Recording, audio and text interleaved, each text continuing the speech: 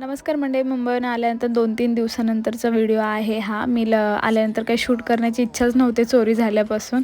आणि आज नवराबाची सुट्टी पण होते, तर आज मस्तपैकी नाश्त्याला आवाकाडो सँडविच केलं होतं आणि पोट भरून नाश्ता झाला. आणि आज लेट उठलं होतं, तर असं वाटतं जेवणच झाल्यासारखं झालं होतं. आणि आज डॉक्टरकडे पण जायचं होतं, की गोळ्या संपल्या आणि ट्रीटमेंटची पण तारीख होऊन गेली होती 2-3 दिवस पुढे. तर लेट झालं होतं ह्यावेळी जायला मला. आणि आज ब्लड टेस्ट पण केलं होतं आणि यार खरंच मला रक्त काढताना इतकी भीती वाटत होती जाम. खूप म्हणजे पहिल्यांदाच ब्लड टेस्ट केलं होतं असं मला वाटत होतं. आणि आता पण कधी सलाईन पण लावली नाही आहे मी.